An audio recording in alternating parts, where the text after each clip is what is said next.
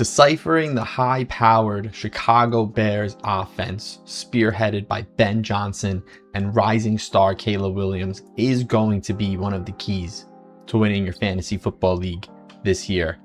Realistically, through these wide receivers, Odunze, Luther Burden, and their star tight end, Colston Loveland, we're going to break it down today, what position each plays and what you can expect, and we're going to make it make sense. If you recall, we've been talking about 11 personnel, who's going to play in it and how, one of the key personnel groupings in the NFL. And it's very important to know who's going to play on the outside, who's going to play on the inside. Outside players are going to see more snaps. They're going to play in heavy personnel. They're going to be used more, but inside players get layup targets. They seem to have an easier time accumulating fantasy football points in today's NFL landscape, right? And if you recall, we have this handy little graph. So we're going to get right into it.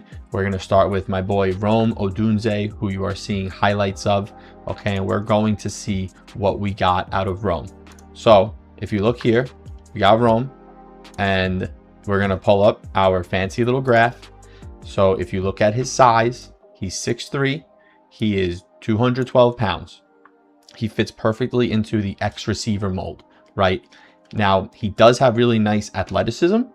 You don't necessarily need it to be an X receiver, but it's nice that he is 79th percentile 40-yard dash with solid speed score. It means he can probably also succeed at flanker running deep routes, and that's going to matter later.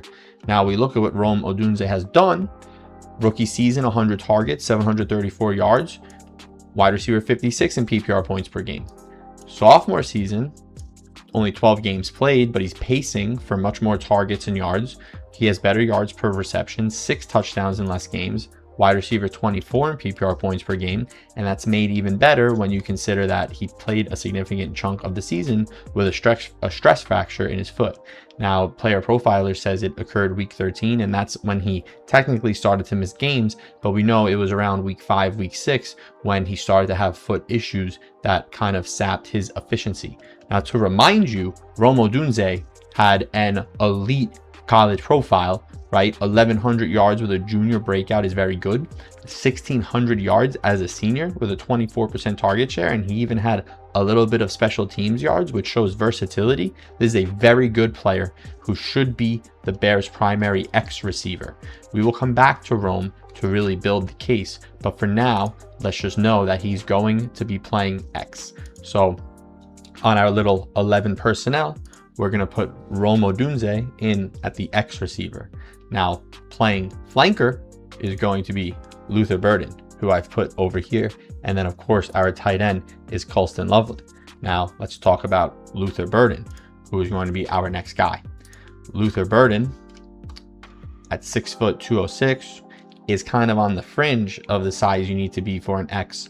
I'd say he's much more of a flanker, but really, everyone has seemed to identify the fact that Burden is lined up to be a big slot, so to speak, with solid yards after the catch ability and good size and good speed. He's a second-round pick for the Bears. He's going into his second season now. To really be this slot flanker player, you want a player that's very quick, and I think his speed is good enough. 89th percentile and 88th percentile speed score and 40-yard dash. A 4.41 40-yard dash for a 6-foot guy at 206 pounds is very good. It's not mind-blowing, but it's very good. Now, his first season didn't get a ton of work, 60 targets, 652 yards, only wide receiver 50 in PPR points per game. He now gets drafted in the 4th round within the top 25 receivers, and a lot of people think that he could be a breakout. He can maybe finish as top 15, even top 10. That's a pretty drastic jump. Why would they think that? Now, if we dive into his profile, what we see is, he had 2.79 yards per route run. That was number 3 in the NFL. That's very elite for a rookie receiver, especially with 0.115 first downs per route run, number 12 in the NFL. These two metrics, first downs per route run and yards per route run, are arguably two of the best advanced stats, really the only two that matter outside of accumulated yards to say, hey, I think this player can do more as he gets more experience than he's done previously. Now, Burden himself was a little banged up down the stretch. If we recall, in the playoffs, he suffered an ankle injury week 15. We will get back to his game log. Let's just look at his college profile, why you should be further excited for this player. His sophomore season in 2023 was also truly outstanding. 1,200 yards, a little bit of special teams, 32% target share for a sophomore breakout. This is one of the best we've seen.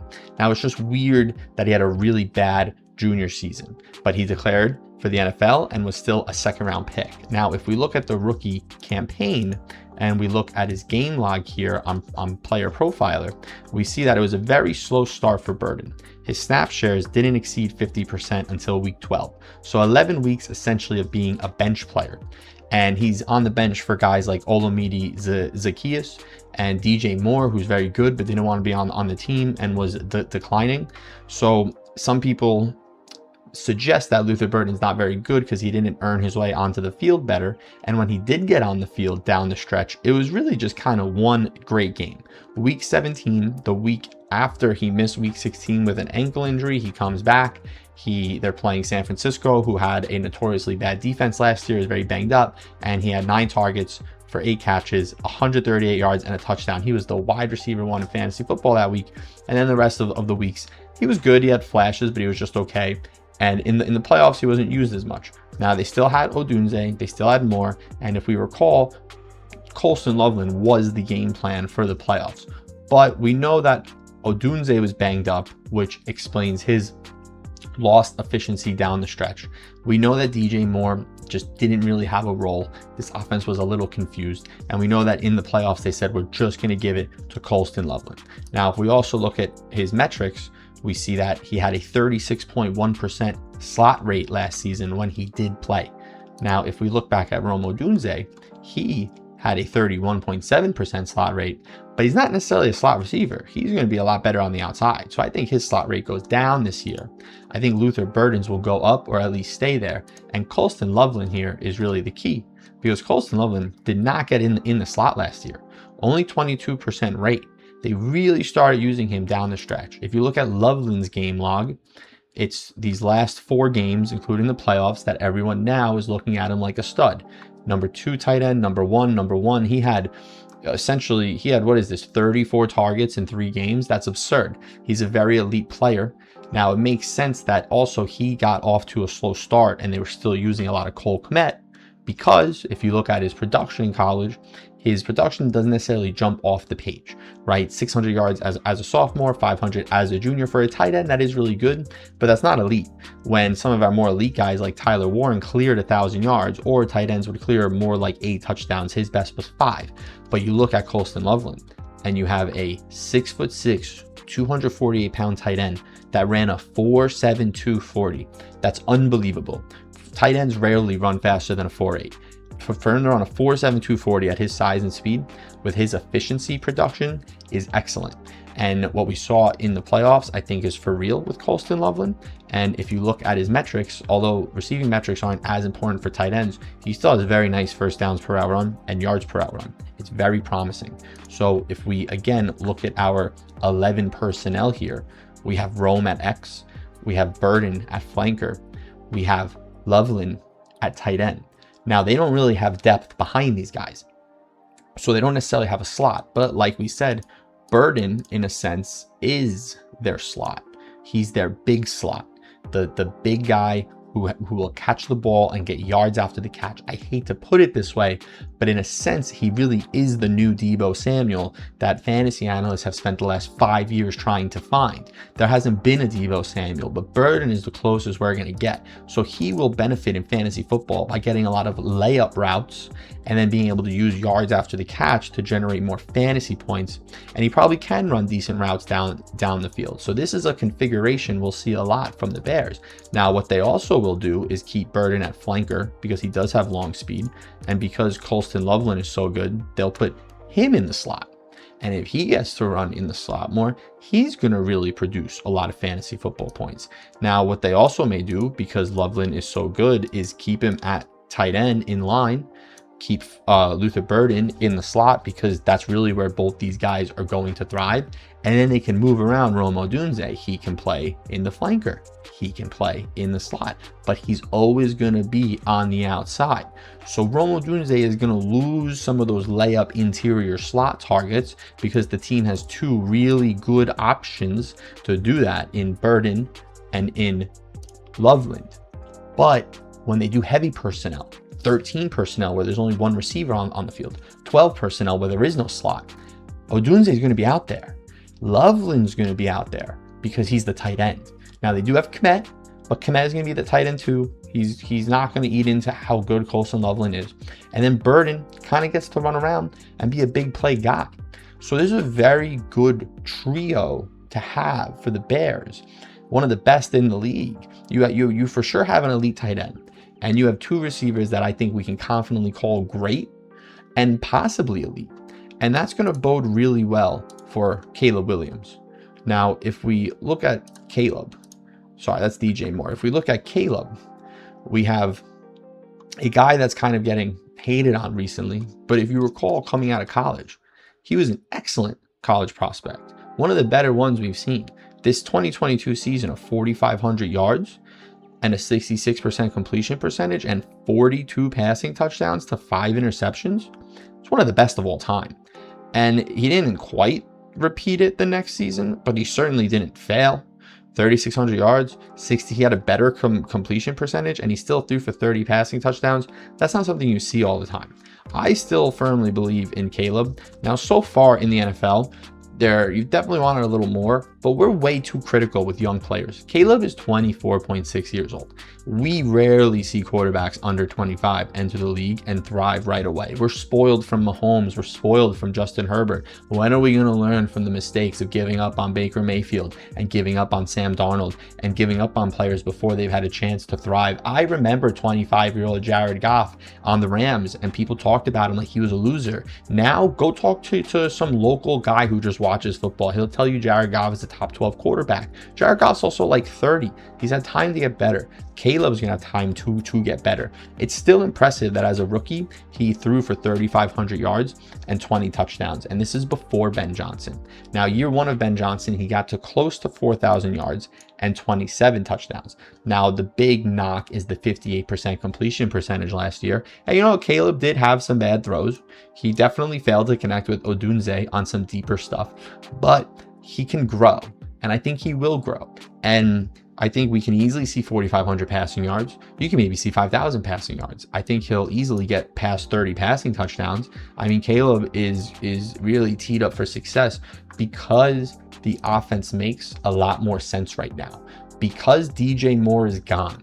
Now, yes, you would think if DJ Moore was in this last receiver spot and you play Madden, you say, wow, look how stacked this is. But the real world is not Madden. And sometimes you can have too much talent.